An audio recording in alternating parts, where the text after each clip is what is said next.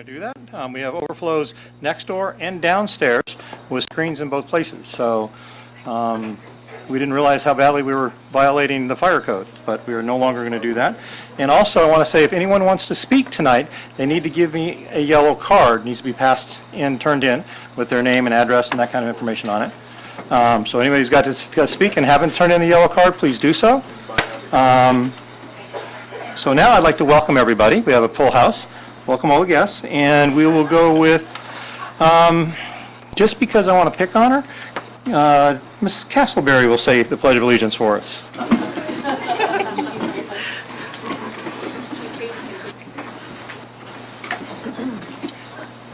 right, right hand over our hearts. Ready, begin. I pledge allegiance to the flag of the United States of America and to the republic for which it stands, one nation, under God, indivisible, with liberty and justice for all. Would you like me to sing?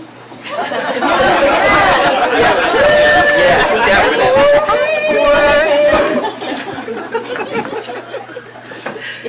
Okay, can I get a motion to adopt the agenda? You do. Second. All in favor? Aye. We have nothing to report out of closed session. So we will move on to staff presentation and information, a report from the Torrance Education Foundation. Good evening to the board and to everyone. I have two things to share with you this evening. One is to do with South Bay Enrichment Academy, the summer school program that we run for the community. Since the meeting last month, the changes in high school how does it refer? Correspondence courses has taken place, and I wanted to let everyone know that South Bay Enrichment Academy has made some changes to our summer school, high school offerings in order to be helpful in that regard. Some new classes that were not previously available are now available for high school students to help with adjusting their schedules over the course of their terms of high school enrollment. We've added English at all levels, and physical education, and Spanish 1, and ceramics and photography for students who are looking for ways to balance their school expectations against the new rules that govern correspondence course enrollment. So I wanted to make everyone aware of that. Please check us out at TEFSBEA.org for more information, and everyone is also welcome to call our office and ask questions. We have folks there every day who can help answer questions about what summer school options are available. Middle school classes are available as well, and both morning and afternoon sessions available for enrollment, and the same is true for elementary school. We have introduced afternoon sessions this afternoon for the first time, which I know I've mentioned before, but I mention it again. And we'll have information very shortly about the GATE program for this coming summer. So enrollment is open. We look forward to continuing to talk to all families who are interested in coming to summer school. With regard to our annual dinner coming up on April 14th, I want to announce here first that the recipient this year of the James R. Armstrong Award for Community Leadership will be Kurt Robinson from Robinson Helicopter. Those here may know that Robinson Helicopter is a tremendously generous and long-standing community member here in Torrance, and the company not only hires students out of high school into their workshop programs, but they're also a very generous donor to Torrance Education Foundation as the lead donor to our Science Labs campaign that's been underway for the past year and a half. And prior to that was also funding the district with funding for the Project Lead the Way and other educational academic initiatives. So there will be a press release, I hope picked up by the news tomorrow, that Kurt will be our honoree, and that award will be presented to him at the dinner on the 14th of April, where we hope to see many of you. Thank you so much. Any questions? And in light of the correspondence course discussion, and being as I had one with my sophomore at my dining room table, and I will reiterate, talk to your high school counselors. I want to tell everyone to talk to your high school counselors. We will get through this little rough patch and everything will be fine. My daughter didn't quite understand that. I had to raise my voice just a little bit before we quit talking about it at the dining room table. But talk to your high school counselors, and we will get through this just fine. So. And we will do everything we can at South Bay Enrichment Academy to adjust our programming within the bounds of what's possible to be sure that we offer as much counterbalancing opportunity as we can. Very good. Okay. Mrs. Reagans? I just wanted to check, I can still buy tickets for the car raffle? Would you like to buy one? I have one in my purse. Well, actually, I promised someone I would buy it, and I haven't done it yet. That's why I'm asking. When's the last time I can do that? Well, tickets will be on sale up until the last day. So while the forms that are in schools have a deadline, because designating, I hope everyone knows that if you purchase a ticket, you can designate 2/3 of your purchase to a school of your choice, even a classroom of your choice. That deadline is technically March 30th, although on schools, because we'll be closed the last week of March, hopefully everybody will have their forms in by the end of this week, but it's not absolutely necessary. So tickets can continue to be purchased up until April 14th, and we'll be selling them actually still at the dinner on the 14th. But, so anything that comes to us in the mail by that time will still go into the hopper, and someone who purchases in the last 2 weeks may win the car. But as for designations to schools, we're hoping to have all of those in hand so that we can calculate everything by the end of March, so before April 1st. Okay, thanks. Okay? I've not bought a ticket yet, so someone can sell me one. Ready now? Prepared. In fact, a whole bunch of people can call him, try to sell him one. The report from the Torrance Council of PTAs is not going to happen. Annette is out sick. She felt ill. So now we're moving on to the report of student representative and recognition. Dr. Dugal. Kayla is stuck in traffic and she's still about 5 minutes away. So, We'll cycle back around to that then. Thank That's not you. a problem. Because we have something that is a lot of fun, we always do this, the Good News student presentation from Carr Elementary, Edison Elementary, and Lincoln Elementary Schools. So let's start with Dr. Kim. All right. Sorry, I was going to run with that. Thank you, President Wormers. Politicians get cocky that way. My apologies. It's my pleasure to introduce 3 different student leaders from 3 different schools. We're going to start with the student from Carr Elementary School, Casey Babb. Can you please come on up to the mic? Let's give her a round of applause, everyone. Joining Casey is her principal, Mrs. Schenkelberg. Hi, my name is Casey Babb. I'm a 5th grade student at Carr Elementary, and I'm here to talk tonight things that are going on at our school. First, the teachers at Carr Elementary are working really hard to create a positive and friendly environment for the students, and the teachers push us to do our best and always encourage us to keep trying. We have PBIS at our school, and our behavior is starting to get better. We also are positive behaviors expectations, and our teachers give us raw rewards for doing good things. RAW stands for be respectful, be responsible, always be safe, and help everyone learn. Some of the privileges you can earn with raw rewards include VIP seating at lunch, Spirit 6, early release to recess, and no run day for PE. Some other exciting things that are at Carr are our new academic competition teams that we have. We participated in the Math Olympia a few weeks ago at Towers, and one of our Carr Cubs won 3rd place in individual competition. We also started an academic pentathlon team, which I'm a part of, and 2 of our students participate in the district spelling bee. In April, Carr will participate in ShareFest. We will be painting murals on our handball courts and getting a world stencil for our nation ball court. And also we'll be getting planters. Finally, we have new Carr Cub Choir that has over 30 students, led by our choir teacher, Miss Laura Savas. And we will have our first performance at the end of May. I love Carr Elementary and I enjoyed my years here as a student. I will miss it next year when I head off to Magruder Middle School, but I look back with fond memories. Very good.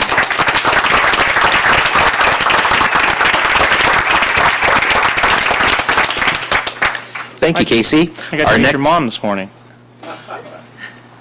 Very good. Our next student leader is from Edison Elementary School, Jarius Hill. Please come up to the mic. And joining Jarius tonight is Mrs. Okazaki, principal of Edison. Good evening, board members, staff, and fellow students. My name is Jarius Hill, and I attend Edison Elementary. This year at Edison, we addressed the Teen Kids Challenge, which is a 5-week program that shows compassion and that kids can make a difference. TK through 5th grade, we collected towels and blankets for the Pet Rescue Center. We also collected canned goods to address hunger and toys for Christmas toy drive for needy children. I felt proud we can help others. The Teen Kids leadership gave up 6 lunch recesses to work alongside police officers, firefighters, the principal, and parents to address real-world issues. Our school carnival raised funds to benefit a cause of our choice, which was cancer. Students sold tickets for 25 cents each. Some games I remember was football throws, face painting, and musical chairs. Edison raised $900, all from the proceeds of selling 25-cent tickets. We had fun while making a difference. I'm happy to attend with Edison Elementary. Thank you.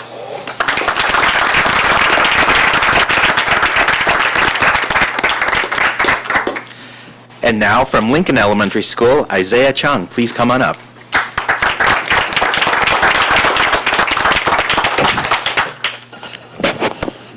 Hello everyone, my name is Isaiah Chung, and today I am from Lincoln Elementary School. Today I shall be telling you about something special we do at Lincoln Elementary School. So at our school, we make our school extra special through a special group of responsible students called Leadership Lions. Our school mascot is a lion, and as the pride of the North, we want to make our school the best it can be.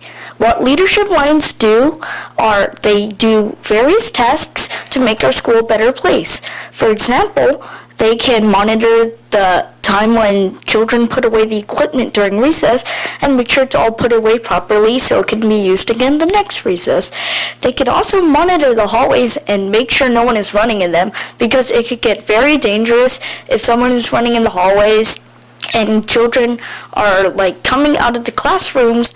They could collide and there could be it's gonna hurt. One of my favorite things Leadership Lions do is at Friday assemblies, we have sometimes a leadership line or a group of them will go up and do a skit on how we could be a better citizen at our school.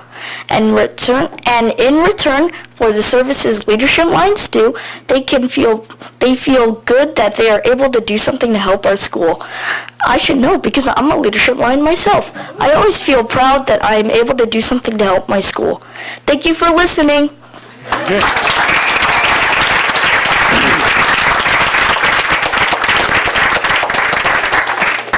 That's always pleasant. So now we go back to welcome Kayla. We go back to the student representative and recognition, Dr. Dugal.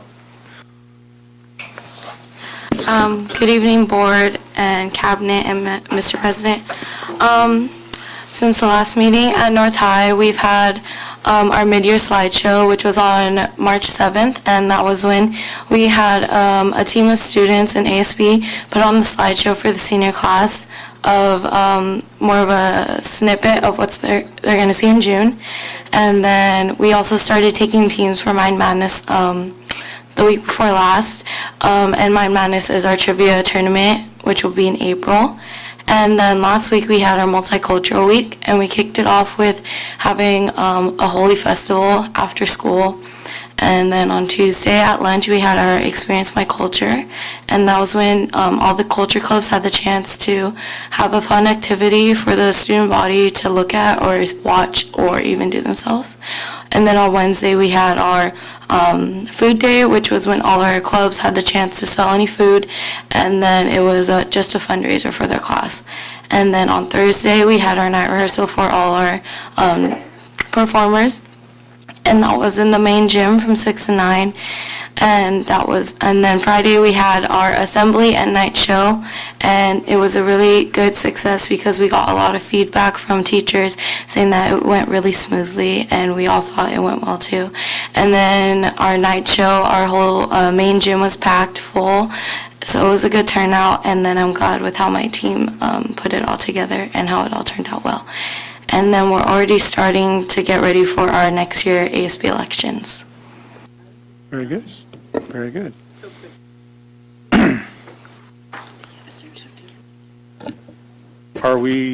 Is she done? Yeah. Really? God, it's been just like no time whatsoever, so. Yes, too slow and fast. Yeah, all right.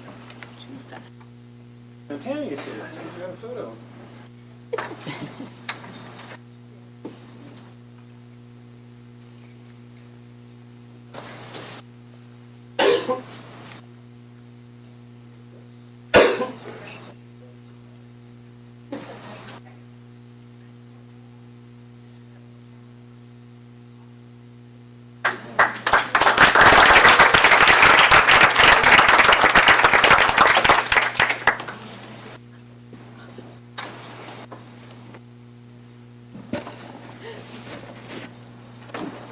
And so you know, you get to keep your name tag.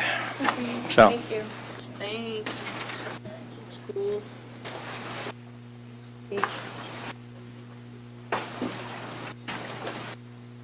For those people in the other room and downstairs, we now have open seats if anybody wants to move up here.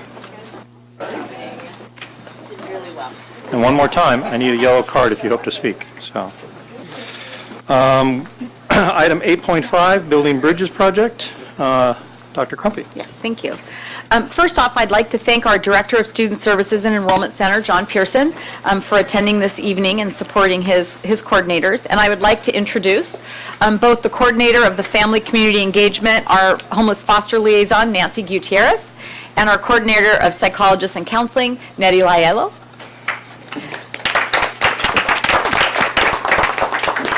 The coordination of community resources for our TUSD families has been in need for a very long time. Thankfully, both Nancy and Nettie have founded the Building Bridges Collaborative.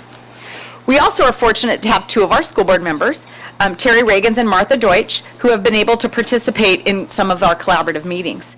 And we look forward to hearing our Building Bridges presentation this evening. Thank you. All right. Good evening, President Wormers, members of the board, Dr. Mannon, cabinet staff, also parents, staff, and community members. We're delighted this evening for this opportunity to present about our Building Bridges Collaborative. I'm Nancy Gutierrez. I'm the coordinator of Parent and Community Engagement. And I'm Antoinette Laiello, coordinator of Psychology and Counseling. So we began development of this project. We began development of this project based on the research evidence that actually indicates that partnerships can help improve and promote student success.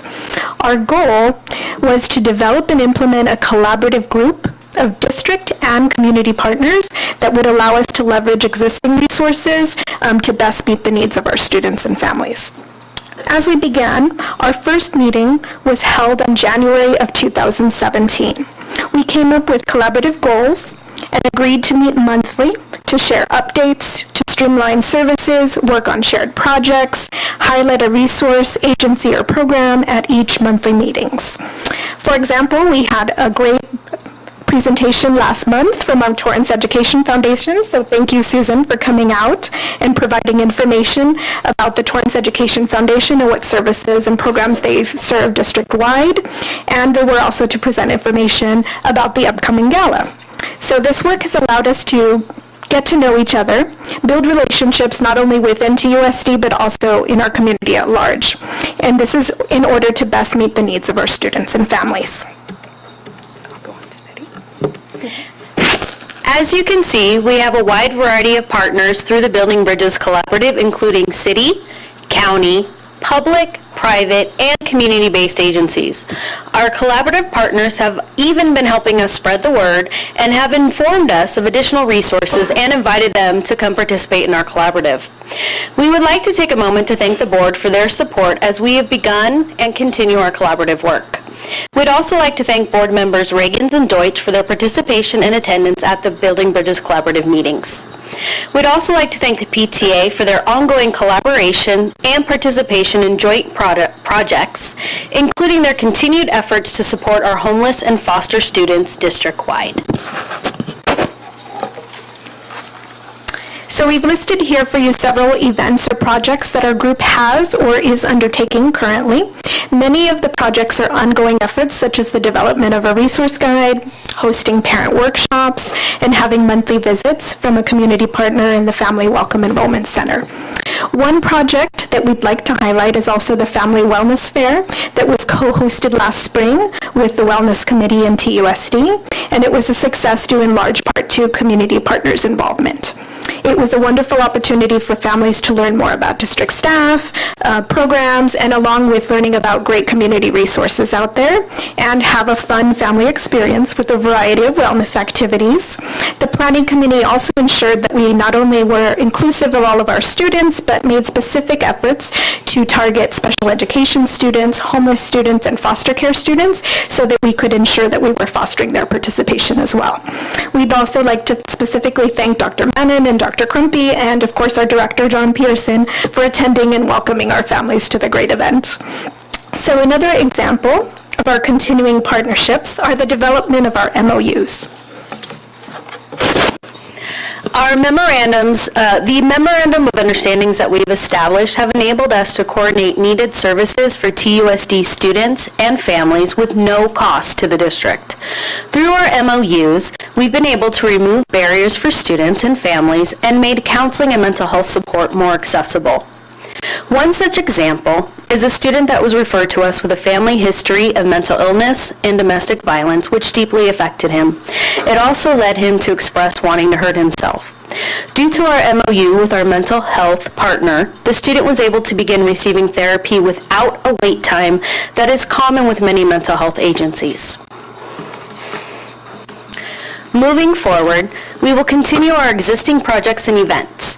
Our plans also include expanding our MOUs and to seek additional grant funding in partnership with our Building Bridges Collaborative members. Just this year, we have submitted 2 separate grant applications with letters of support and commitment from Building Bridges Collaborative partners. Once again, we'd like to thank all of you for your continued support, and we welcome any feedback and suggestions that you may have to further our work. We are also happy to answer any questions that you may have. Mrs. Reagans. Good evening. Thank you for being here with us. One of the things that I'm not positive is clear from your presentation is, what is your main audience that you're attempting to contact with this collaborative? Is it the students, the parents, staff, the community, and are you trying to network all of those, or? Well, I think the main goal is to meet the needs of students and families, so I wouldn't say that that's the target audience, but that's definitely the target service population that we're going for. But the target is to link together anybody who serves students and families within TUSD. So our goal is to reach community partners that serve students in Torrance Unified in the surrounding areas, also any private agencies, groups that work with them, and also link those with Torrance Unified departments. So how does a family or a student go about accessing services through the collaborative? So I think a great thing that has come out of it through our Building Bridges referral system is through our MOUs, we have expanded services to our school sites. So we have been able to roll out a referral system to each of our school sites so that parents, could self-refer, but there could also be referrals from any staff member at a school site for Building Bridges services. So each school site was given an electronic and paper copy of these referrals so that they could get to us quicker and be able to make sure that we can streamline services for mental health services. Do you want to add anything? And the last thing, I'm aware that you did have a staff resource fair in order to share the resources with the staff, and are looking at the most effective way to do that for future events, too. Is that correct? Yes, that is correct. We've, in fact, in our last Building Bridges collaborative meeting, we discussed and brainstormed ways to improve attendance, including offering it different times a day, or even offering it late in the afternoon or one of our non-student days to see if we were to get more people to attend. We did get excellent feedback from the community partners and as well from our TUSD staff that attended. In fact, one of them already emailed us to tell us they have already contacted one of the agencies they met through the staff resource fair. Good, thank you. Very good. Any other questions? I'd like to comment, thank you. Mental health is really hot right now, so I'm a big fan of this happening. My father-in-law is a chemical dependency psychologist, so I've had the opportunity over the past 25 years to learn a lot about it, and it's the only place we can actually communicate, because he doesn't talk about a lot of other things. So. I've done some research so I can carry on a conversation with him over Thanksgiving dinner, but definitely thank you very much, and this is an exciting part of it, so. Thank you. Thank you.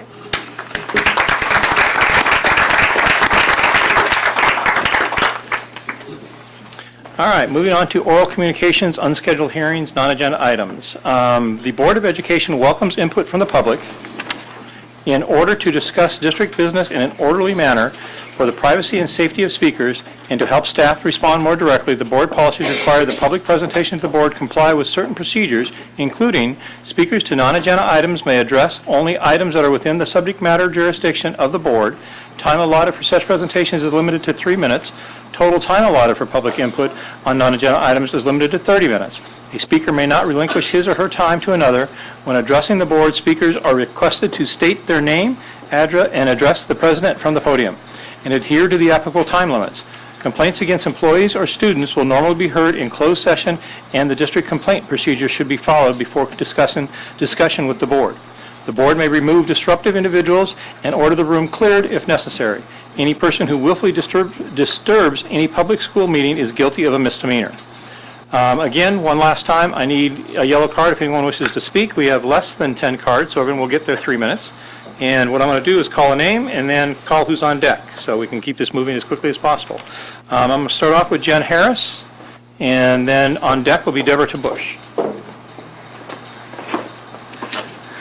Hello, everyone. I have some handouts that I'll just pass down.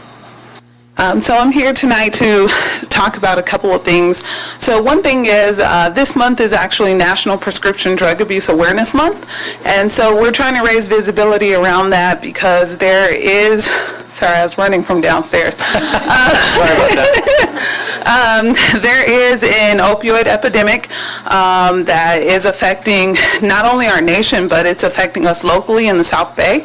And we're finding that more and more young people are abusing prescription drugs, and the accessibility, they're getting it from home, they're getting it from other friends or family members, and the most common drugs that prescription drugs that they're abusing are Xanax and Adderall. And so we're trying to increase awareness about this, so I brought several different handouts.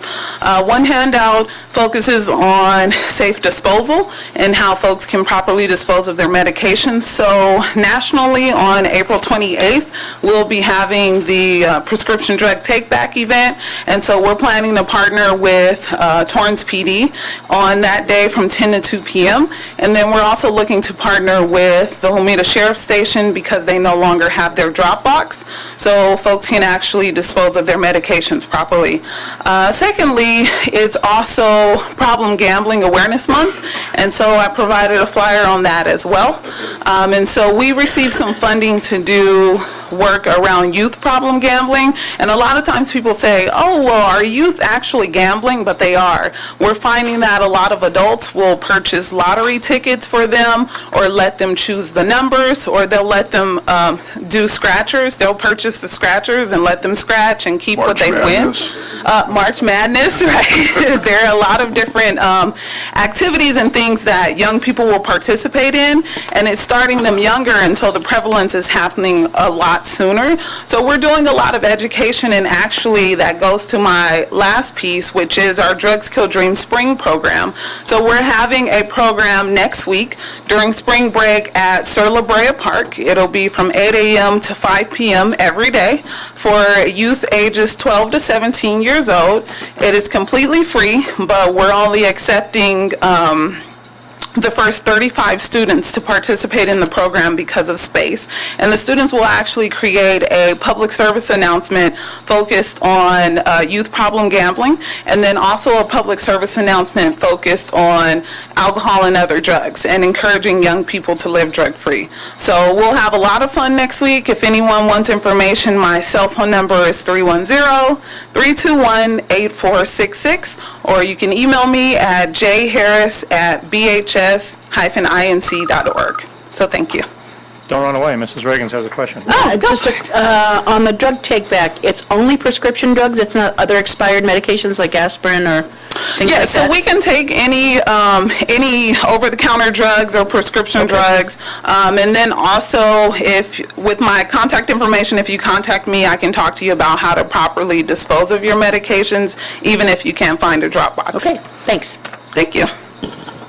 Okay, to save people from having to run up and down the steps, Deborah Tabush, and then Alan Glasman, and then Julie Schenkel. So, Deborah? Good evening, Mr. President Wormers, school board members, cabinet, and the student representative from North High School.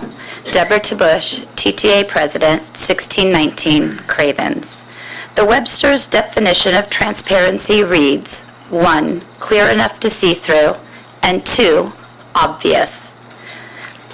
I am here before you tonight wondering where the transparency in TUSD is.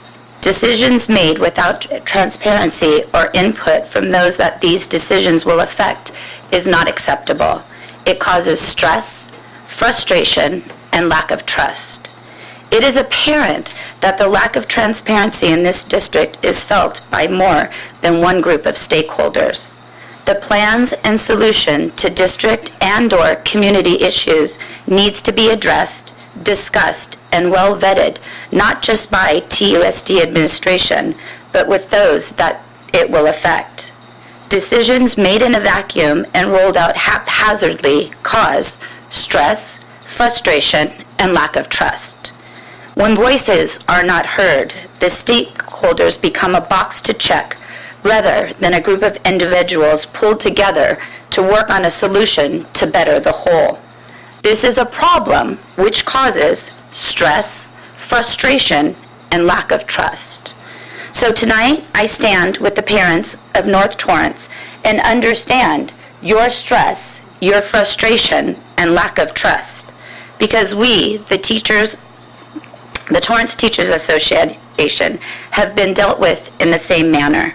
Problems are often ignored, and classroom programs continue to be rolled out without any accountability or oversight.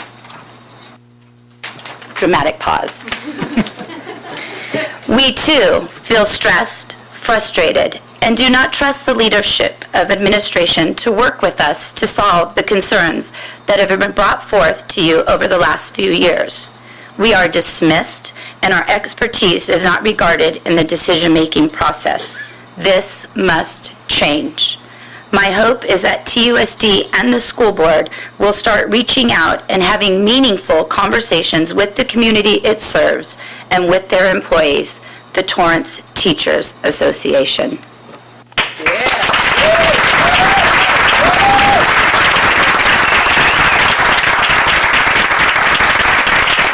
Alan Glasman.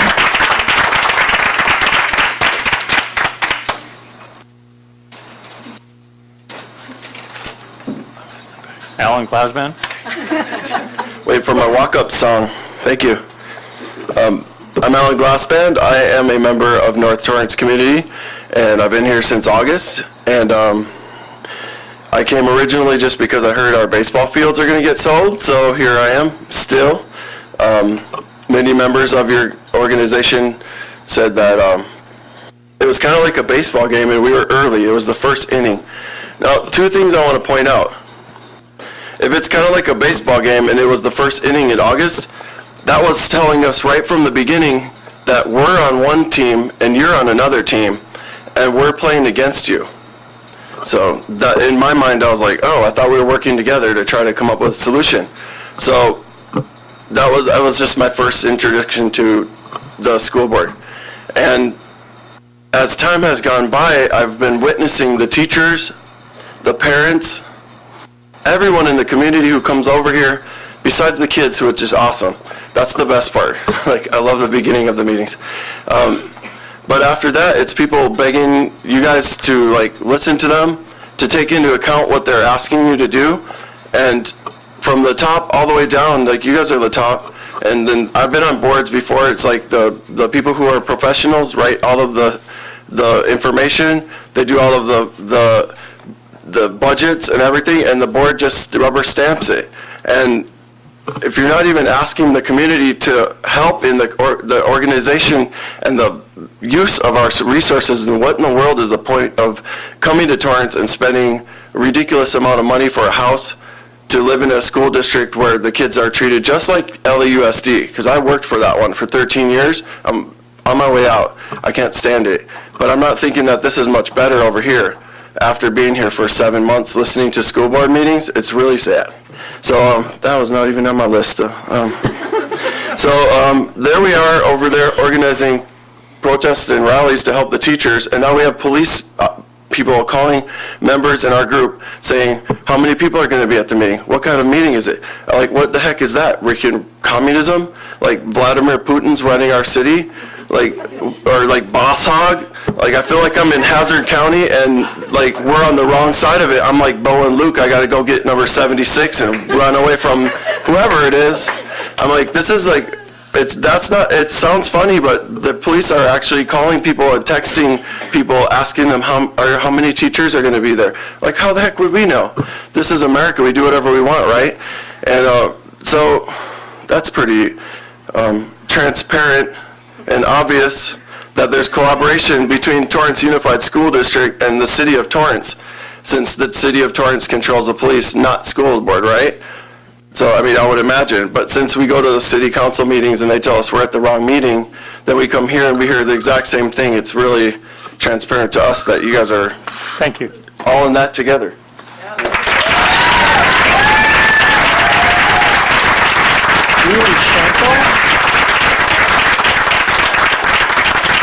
Julie Schenkel, followed by Christy Pishapia, followed by Stephanie Fernando. Hi, Kayla. Good evening. I'm Julie Schenkel. I'm a teacher of AP Literature at North High School. I am the treasurer of Torrance Teachers Association, and I'm also the representative to the California Teachers Association State Legislation Committee. In the immortal words of Shakespeare, I come tonight to speak, strike, redress. Not too many years ago, our district administrators treated employees with parity and dignity. Members of cabinet would regularly reach out to our elected leadership regarding new programs, impending issues, and the need to work together to solve problems. Board members as well as cabinet members would meet regularly with our elected leaders to address issues and build relationships so that we could all act together in our common interests for our students and for the betterment of our district. But in the past 5 years, district leadership has shredded that dignity and that parity. First, the district quit calling. No longer were they giving us the heads up about the issues of mutual interest. We initially asked why, only to be met with silence. It soon became clear that district administrators felt that they did not need TTA leadership or its members to act on items of interest, mutual or not. This lack of communication and outreach became the first step in an erosion of trust that has deepened into a wide chasm today. Mr. President, you and your board colleagues used to reach out to our leadership regularly. Now you only respond when we reach out to you, and sometimes not even then.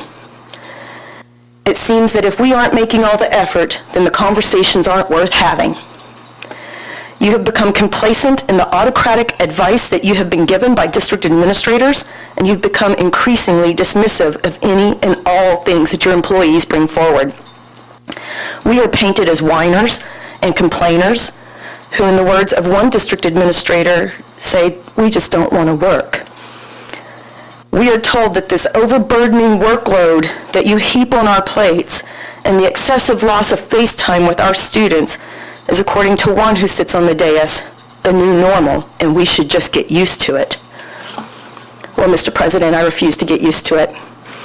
I refuse to get used to the loss of face time with my students. I refuse to get used to the loss of dignity in my profession. I've been in this profession for 27 years, and I have never seen this level of treatment, mistreatment. And I taught in Oklahoma. I refuse to be treated as less than an equal professional. I don't think that's too much to ask. I read a teacher's recent letter to you that she sent. She wanted you to hear her story. We had a Tell Her Story campaign. She said it wasn't the 1% that was offensive. It wasn't the calendar that was offensive. It was everything combined that was offensive. The combination of these two things, with the lack of transparency, the lack of stakeholder input, the refusal by the district to address our workload issues, the constant dismissiveness toward anything we bring forward, is like a slap in the face. Everything combined was the problem. And now, you've stripped the stakeholders of all input, and now you've taken us to impasse, and now we're going even beyond that. We're over time. Thank you. Thank you.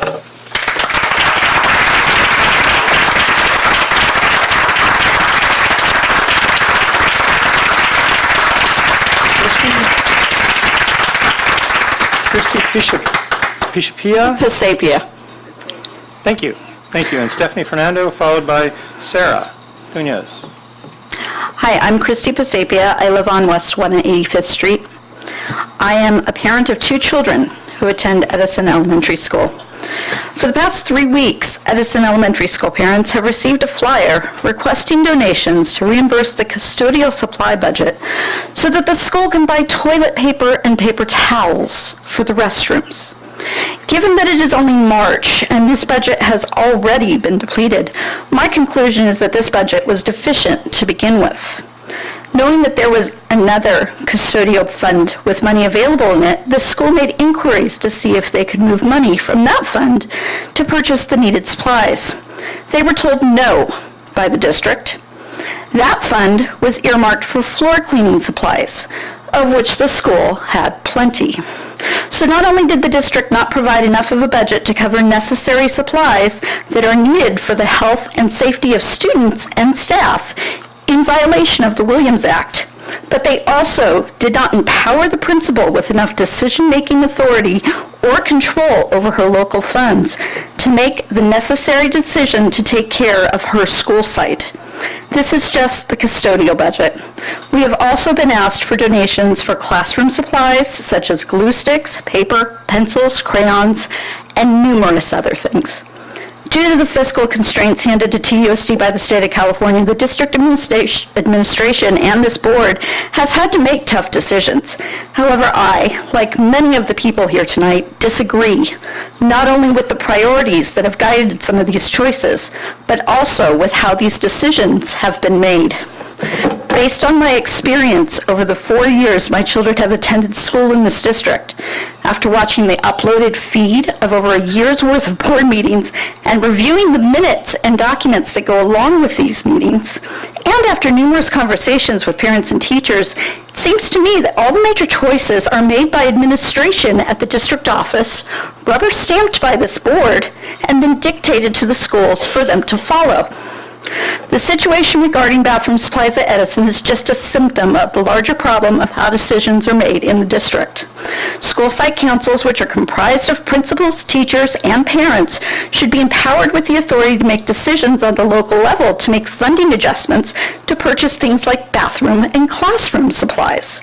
I empathize with our principal, who as a professional educator had to suffer the embarrassment of begging the parents in our community for money for toilet paper. However, the larger decisions that impact everyone in the district, whether it is the purchase of $1 million phone system or a student data management system that teachers and parents have to use, or the movement of the school calendar 3 weeks forward into the hottest days of August for students in schools with no air conditioning, these decisions impact all stakeholders, and all stakeholders must have the opportunity to weigh in before these decisions are made by the administration and the board. Thank you. Thank you.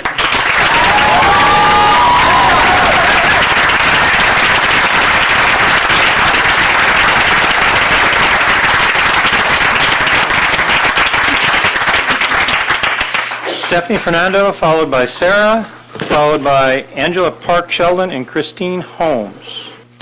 Good evening, school board and cabinet members and all of you over here. I grew up in Torrance and attended Torrance schools from elementary on. My husband grew up in Torrance and also attended Torrance schools. My mother attended Torrance schools. My nieces, nephews, they've all attended or still do attend Torrance Unified Schools, and my 2 kids also attend Torrance Unified Schools.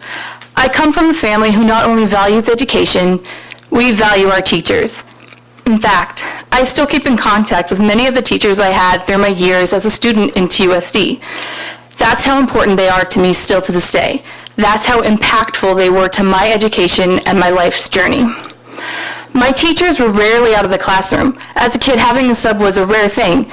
Now I see a sub just about every other day at my kids' elementary school. This is not okay.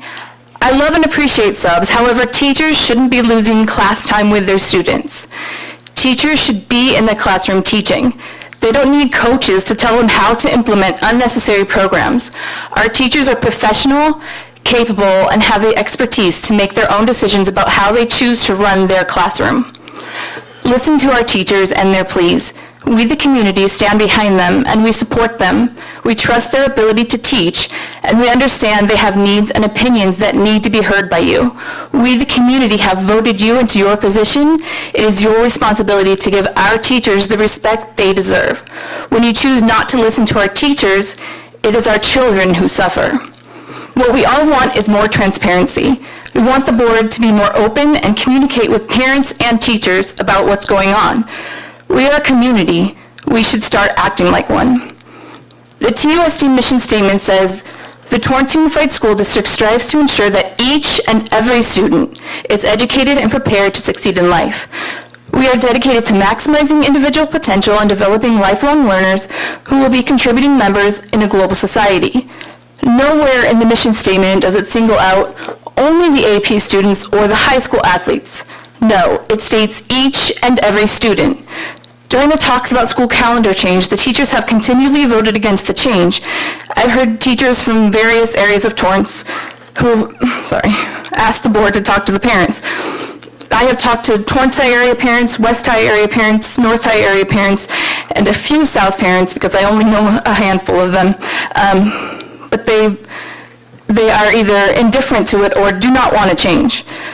From what I've heard, the Coalition for the Calendar Change is made up of mostly South area parents, and there are about 850 in this group. That only represents about 3.5% of Torrance Unified School District. If the board allows 3.5% of parents to sway the decision, it seems more like the board is basing their decision on where these parents reside. Let's not make this another class war like you obviously have done with possible sale of the Hamilton Adult Center and North Torrance Little League and softball fields. I trust you will do the right thing for all the 23,000 plus Torrance Unified students. Thank you. Thank you.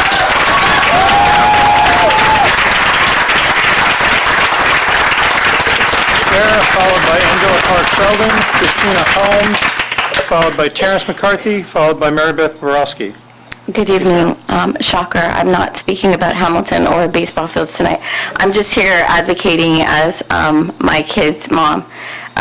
My son is in kindergarten, I've mentioned that before, and when these children start kindergarten, most of them have never been in a long period of being in a classroom without their parents. I would guess to say maybe half of these kids have never been in an actual classroom before. And my son would come home and we always talk about our day, and I would say, "How was your day?" And he would say, "My teacher wasn't there today."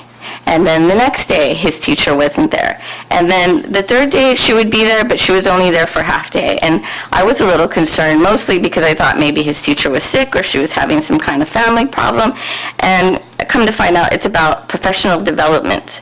And I appreciate that we want to develop our teachers and give them the skills to encourage learning, but from the feedback I've heard from the teachers that are here, it's taking them away from their classrooms. And these are small children. These are 5-year-olds.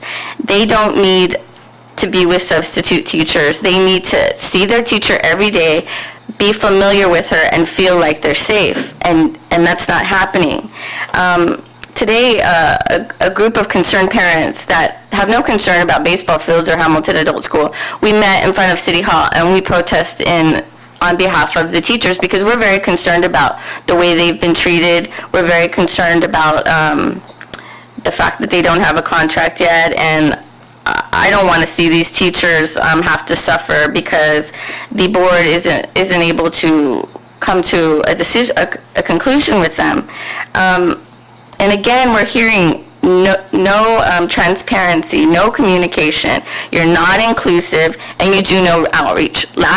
2 weeks ago, I came here and I offered myself. I said, whatever you guys need, I'll be the person to help you so that we can kind of be teachers and staff and parents, and we can all communicate. And I didn't hear anything from you, but a woman saw this school board meeting and found me on Facebook and emailed me and gave me information about how I can participate more in my son's education outside of the PTA, and I will do that. But if we had staff doing that to help parents so that we can help you, it's like help me help you kind of deal, we would be a tremendous school board, and you wouldn't have all these parents coming every 2 weeks to complain.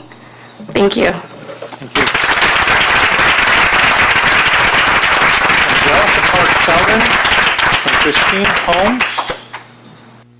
Angelica Park Sheldon and Christine Holmes. Moving on to Terrence McCarthy. Oh, wait a minute, they're there. Sorry.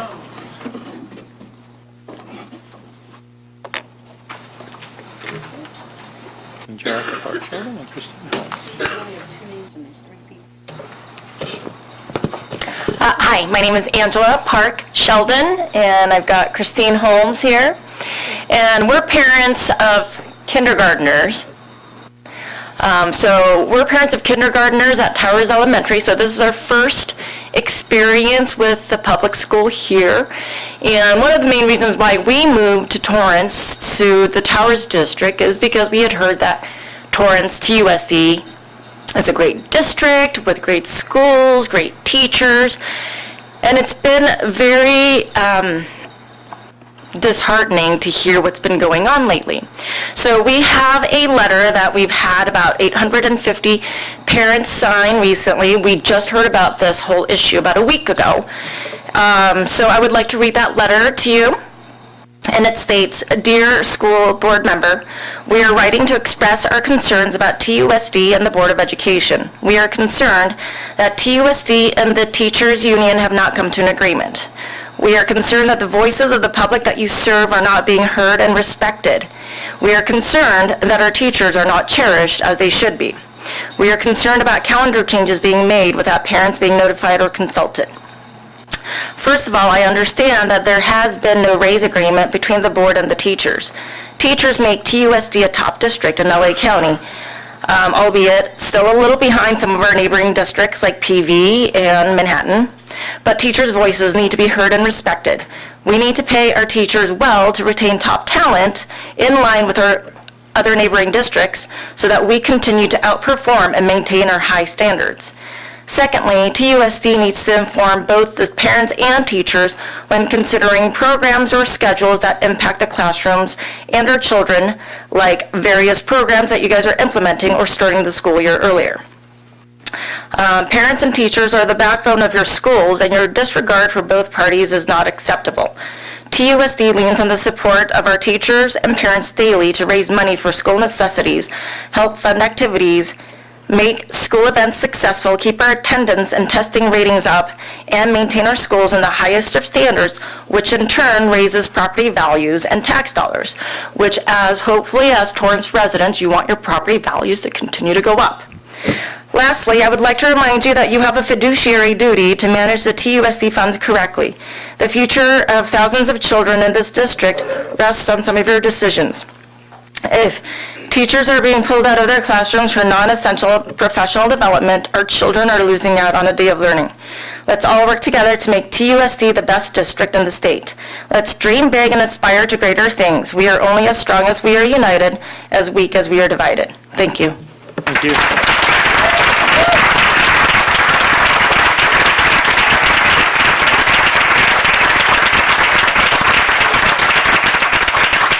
Terrence McCarthy, followed by Mary Beth Borowski.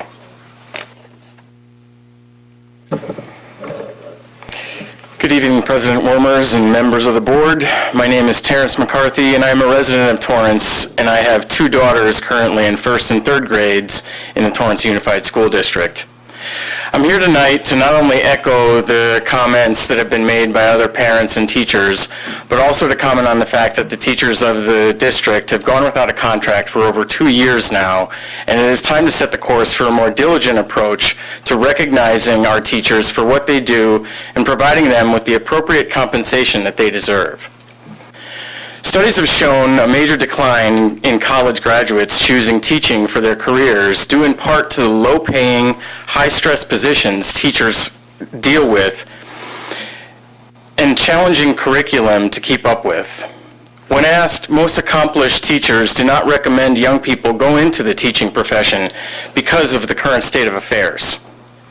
In California alone, there has been a huge shortage of teachers available for some of the most important classes our children use, like science, mathematics, English, and foreign languages, and they will use in the future in their careers. As such, it is vitally important that our teachers receive sufficient compensation, not only to continue the great work they are doing now, but also to attract the brightest and best teachers for our next generation of children. Furthermore, I request that you not only address the compensation side of the teacher's contract, but also consider stakeholder engagement, inclusive of teachers, when considering curriculum changes and also teacher performance evaluations. Our teachers should have a say in how and what they are teaching, but also on how their performance is measured beyond standard testing. Evaluators should also participate in a real engagement in the classroom to see how our teachers address the children and provide real-life examples of the theories and lessons taught. I encourage you to involve the teachers as well as parents and outside members of academia to be involved in the stakeholder process. Finally, our teachers have now gone for over 2 years without a contract, and yet they have remained committed to providing our children a valuable and rewarding education to prepare them for the challenges of life. I only hope that this board can expedite contract negotiations with the Torrance Teachers Association to reach a fair and equitable contract with our wonderful teaching community so that our children can grow up to be successful and confident leaders of the next generation in California. Thank you.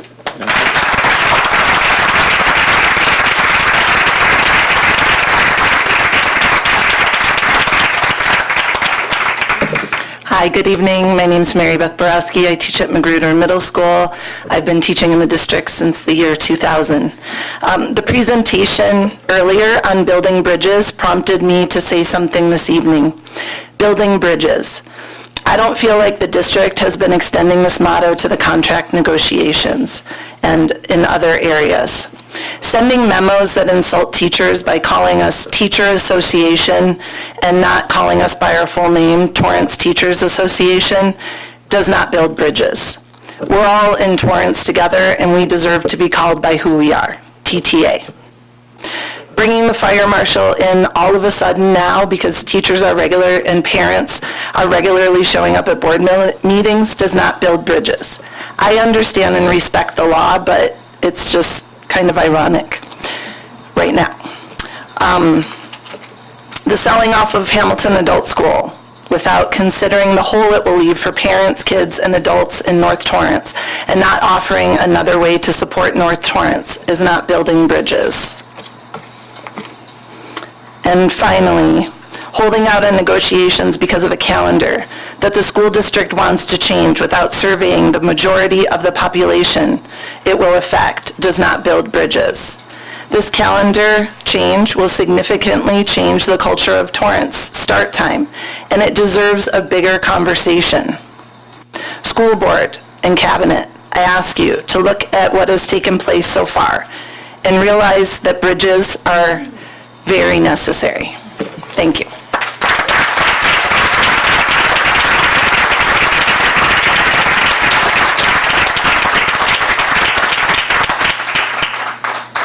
Moving on to 10.1, discussion action items. Instructions to the public. Speakers wishing to address the board on agenda topics are permitted 3 minutes per topic. Total time granted for public input shall be limited to 30 minutes per topic. The board policies require that public presentation to the board comply with certain procedures, including items 2 through 4 listed in oral communications. 10.2, approval of the 2018-2019 budget calendar and parameters. Dr. Stowe. You need a motion? Oh, I need a motion. Thank you.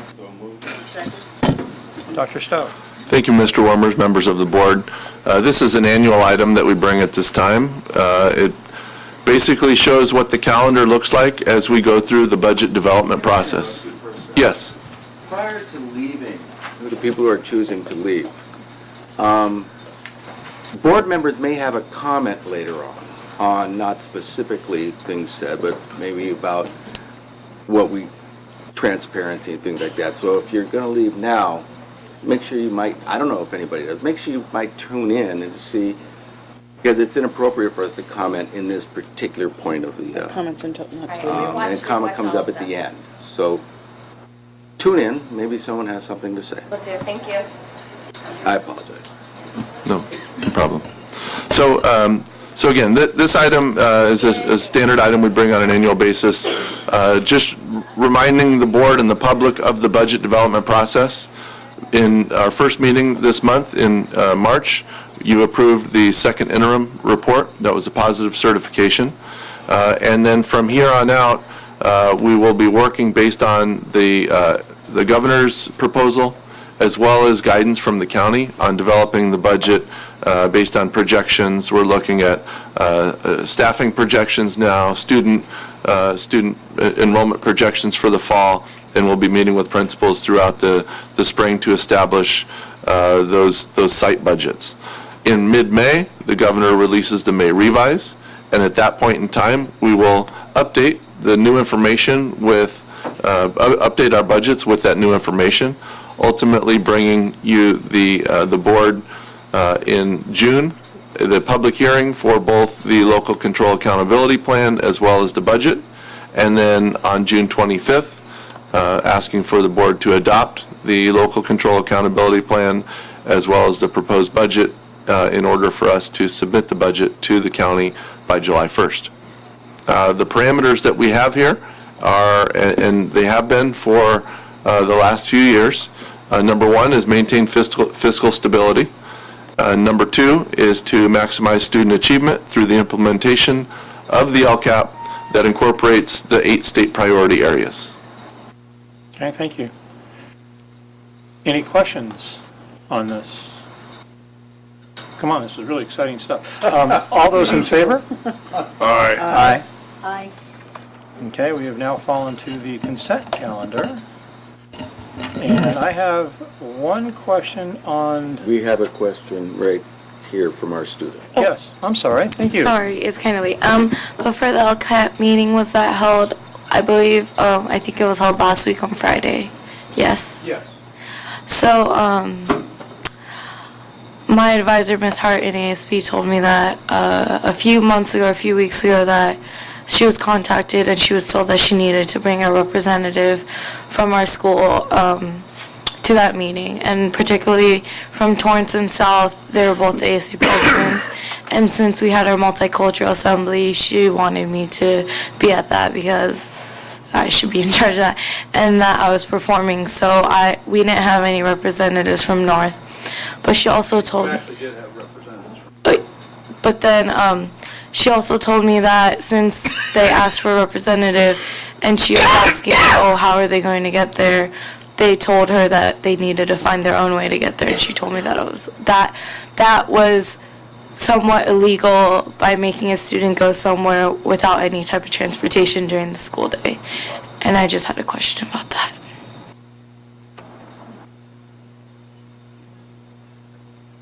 Okay, where's the question?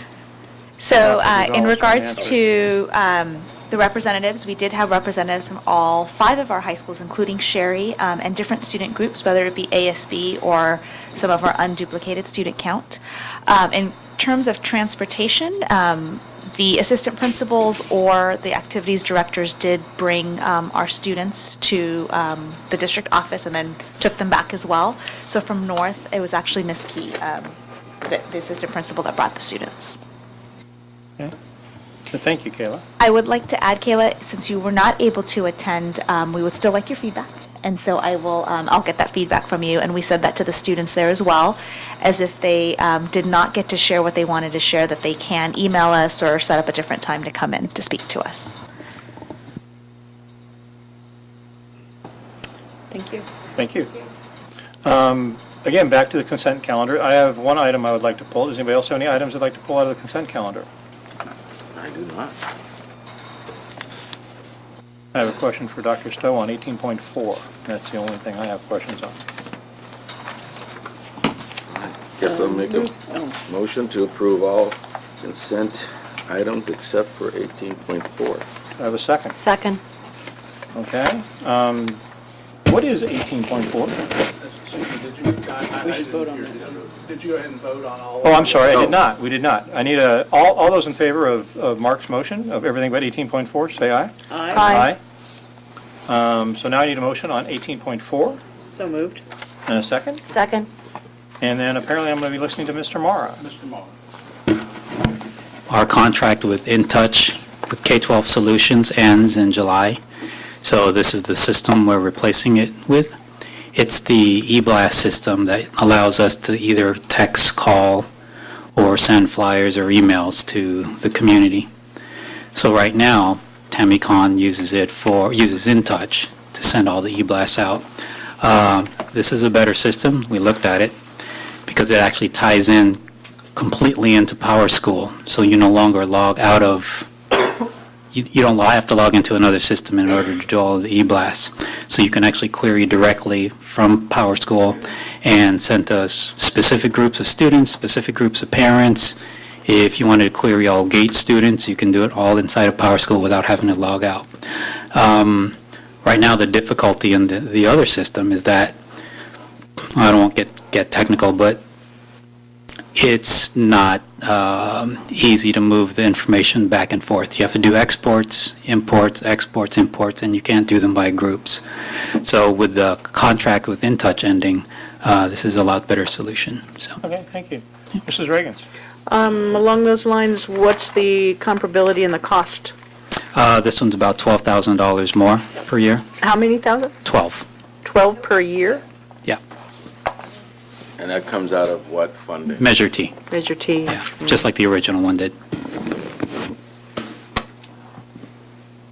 Thank you very much. So all those in favor of voting on 18.4? Aye. Moving on to 19.1, board calendar. There's lots of good information there. And then a report from the representative of the Southern California Regional Occupation Center, SoCal ROC, Mr. Michael Wormers. That'd be me. We met, and we are still chewing on the JPA and their bylaws. I think I'm going to lose my desire to eliminate the at-large members, regardless how hard I pushed on that. A couple of the school districts want to keep the at-large members. I can't quite figure out why, but they want to do that. So I'm instead going to try to focus on a couple of the changes in the JPA. I hope to be able to come back to you guys with the updated JPA and bylaws in the next couple of weeks. They're trying to do it pretty fast, but they're going to get buried in a quantity of changes. So as soon as I get those, I'll be able to bring them back to this board. We can take a look at them and go forward. So that's my report. Other comments from the board? Mr. Stefan. Oh, okay. Well, Oh, hold on. I got a question for Mr. Lee about Cal Ross. Sorry. No, I was just going to say something, but Oh. I truly appreciate the input from the public. I do not, I don't know how I look when I listen, but I truly appreciate the input. I know it takes a lot of strength, guts to sit up there and talk. And I got to be real careful here, as all board members have to be real careful about how to respond, given the fact that we're on any kind of, with any association or union or whatever, you're in negotiations, and transparency is a wonderful thing. But if I say something right now, I'll be bargaining in bad faith, and then all sorts of bad things happen. And so we got to be incredibly careful. One person brought up the fiduciary responsibility of the district. Do teachers deserve more pay? I'm a teacher for 35 years. Do I deserve more pay? Sure, yeah, I do. I really think I do. But the district is responsible for making sure there are enough teachers, making sure there are enough teachers for class. We went through this, and every board member here went through this. Ms. Deutsch came in after the decision made, but she dealt with it. We cut a lot of people. I never want to go through that again. I never want to have to do that again. It was the most painful thing I've ever done. And we raised class size, and we did it. But that was the reality at the time, the fiduciary responsibility of a district. Are we transparent with North? We don't have time. Well, phrase. We're in the middle of a 7-Eleven committee meeting. There's nothing, there was I said that wrong. I said that wrong. The time is, we have a committee going to see if even this is a possibility. Still first inning. I mean, it's, I thought, I've heard so many things about where we're going to put the new field or not put the, I've never heard that before. I read some emails, I go, I didn't know that was happening, and because nothing has happened yet. We're just going through the process of fact-finding in this process of Hamilton. Is it hard? Is it emotional? Yeah, I get that. I totally get that. I think at some level, the board was compared to Putin. Yeah, that might be a little harsh, I think, but no, that's not where we are. We're not colluding with the fire department. They called us. They said, well, you guys got people all over the place, Okay, but we're not colluding with the Torrance Council and, things like that. But do I recognize that teachers are doing a wonderful job? Do I know how hard these changes are? And do I agree with all the changes? No, I don't. I've gone through these changes already. I've gone through 5 different calendars already. I understand how change is hard. I also understand, that, and I got to be real careful here. Years ago we had calendar committees. We had discussed these things, but these things have to be agreed on by both parties, and things did or didn't happen, and here we are. We're still talking about the same things. So we're going through a process. It is an open process, as much as legally to be open, what we can discuss, and we can't discuss, but we're going through fact-finding. We're going through, I'm still okay, right? Mm-hmm. And we're going through the process where 2 groups cannot agree. And that's the process we're going through. And I really hope it comes up with something that upon which we all can agree. But that's the process. 3% COLA. Okay, there's a process. That's State's one not way of giving doing us it. 3% But COLA. okay, and that may be, who knows? I don't know. But the fiduciary responsibility, raise class size, cut principals, cut this, cut that, spend LCAP money. I'm starting to blow it now, aren't I? I'm starting to blow it. See, I got to be real careful here. So, but we're in this process, and I really hope this process works out where everyone can agree on and we can go forward, because the other side of that coin is really ugly. And I really hope this process works, and I put a lot of faith, and I think the board is also putting a lot of faith in this process. So that got to be done, because I'm going to mess up. There you go. Mr. Lee. A little different note, but I had the pleasure of going to North High last Thursday and sat in Mr. Sweet's economics class and quite enjoyed it. He is working on a curriculum that kind of near and dear to me, which is financial literacy. I sat in the class, and these were seniors, I think, for the most part, and they had an interesting view of the world, probably very similar to my kids and mine at that age. But, it's one of those things that's important, I think, for us. We were joking that, Mr. Sweet and I were joking that we learned financial literacy by bearing a couple of credit cards and working our way out, and maybe the kids can do a little better than that.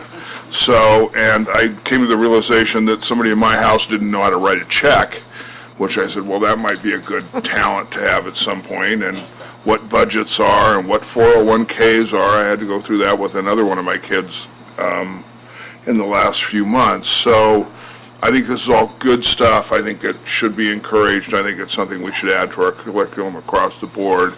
I think all the other things we teach are very important to going on to the next thing, but I think sometimes we forget about those basic things like what compound interest looks like, both to the good and the bad, and what writing a check looks like as opposed to a debit card, and how 401ks work, and how he brought up something good, which was 2 job offers with varying benefits behind it. One had a different kind of 401k and those kinds of things. He talked about pension plans and defined benefit plans and those kinds of things, which all enter into decisions when you get a job. So, and again, I was just pretty impressed with the whole thing. Kids were good. And so I just wanted to say thanks to Mr. Sweet, thanks to everybody at North High, thanks to Dr. Dugal for setting it up, and Dr. Mannon and Dr. Crumpy for listening to me complain that we didn't have it, and nagging and those kinds of things. So thank you very much. Mrs. Reagans. Thank you. Actually, you reminded me, I actually spent some time at North High this past week, too. I got to see a lot of the multicultural things going on, as well as the really exciting sort of multicultural food sale on Wednesday. Thank you for telling me when that was. And got to see the March for Our Lives, too. That was very poignant and well done. Thank you. That was really very nice. But on another subject, I do have a 20-year accredited service anniversary for a classified personnel, a paraeducator at Torrance Elementary School, Anna Eskiaki, I believe is how you say her last name. And I wanted to let you all know that almost always in the body of our agendas in the consent calendar, there are resolutions and proclamations. And one that we passed this evening is for School Library Month, which is April of 2018. And having run a library for a number of years, I heartily recommend going to the library if you haven't been to one in a while. They've changed a lot, and they're still very amazing places to be. There's also a resolution proclaiming April 9th through the 13th as California Adult Education Week in Torrance Unified School District. So thank you to all of our Torrance adult school educators. We are so privileged to still have an adult school. Many school systems lost that during the Great Recession, and we still have ours, and it's very vibrant and important to our community. I wanted to let you know there was a resolution proclaiming School Bus Drivers Day as April 24th. So those of you who ride a school bus, make sure you let your bus driver know that you appreciate them being there for you and transporting you safely. And speaking of safety, there's a resolution on student safety in California public schools. That is a recommendation that came from our California School Boards Association, but we are actually taking this very personally and to heart here in our school district. So we'll hopefully at some time in the near future have a specific presentation on our safety measures here in Torrance.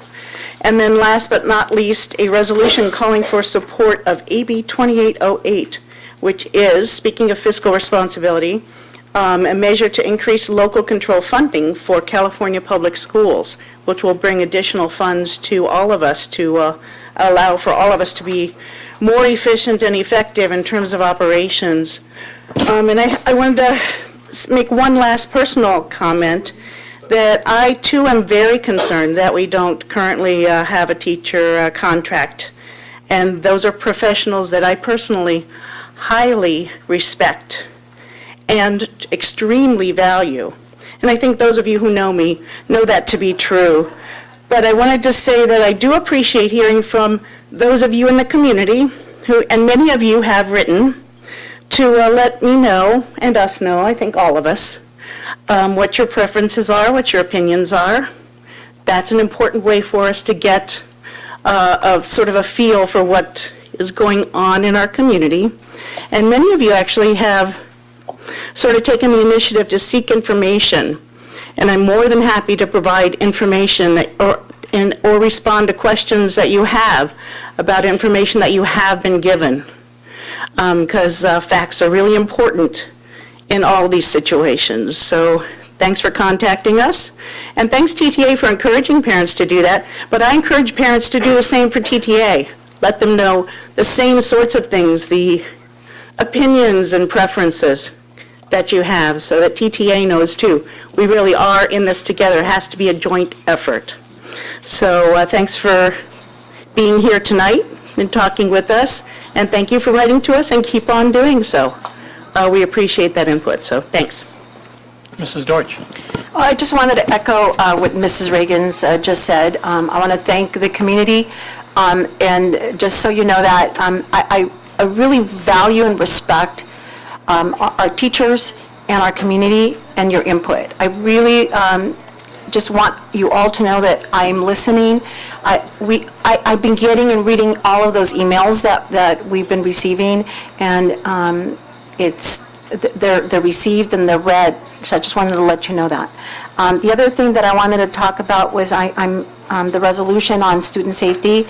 That's one of the things that has always been very, very near and dear to me in terms of safety for not only our students, but staff and everyone at each individual school site. So I'm just glad and happy that we were able to pass this resolution tonight. Thank you. Mr. Lee. Yeah, one last thing, just because I figured I'd bring it up. The Western Association of, WASC, but it's Western Association of Schools and Colleges, was out at Torrance High School this week.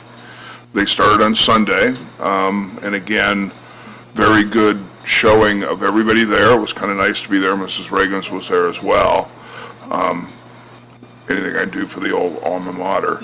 And was pretty impressed with the questions that went back and forth, the preparation. Lord knows there was a phone book written for them, and I suspect they finished up on Wednesday, and I worked pretty close to Torrance High School. I didn't see any mushroom clouds, so I guess it went pretty well. But again, just wanted to thank everybody for taking a Saturday off to deal with that, and it looked like there was a ton of work going into it, and hopefully it all ends well. They're supposed to get a report back when, Katie? Okay, so good. Okay, well. Yeah, Torrance is a destination. The others are directions. Yes, they are. Anyway. If you say that at their commencement speech, you get a very loud yell from everybody. Well, especially when you put on your Letterman's jacket. I don't have one of those. Yeah, but well, that's really kind of a cool thing to do. I live with a West High grad, so I have to. You get to rub it in? Yeah. My turn. I've been answering a whole bunch of emails, and I want that to continue. I've been trying to reply to everyone who sends me an email. I don't think I've missed any one of them. Ms. Fernando, her and I have exchanged, we've actually broken records. No one's exchanged as many emails as her and I have, so please continue to send me emails. I'll try to reply to every one of them as quickly as I can. I've got a day job and 3 kids, so I will reply at really odd hours, but I still get a reply out. So thank you for communicating with us, and please continue to do so. As Mr. Steffen said, a lot of this we're not allowed to talk about, and I've said that in my emails, because if we do discuss it, we're negotiating away from the table, and that's illegal. It's in bad faith, so we don't do that. But what I can talk about, and I'm trying to be as careful as I can so Dr. Manna doesn't stick an attorney on me, but I try to give as many responses as possible, so don't hesitate to send emails. So I'd like to make a motion in adjournment in memoriam of retired music teacher Jim Davidson and retired English teacher Rhoda Golightly. Second. All in favor? Aye. And we're closed.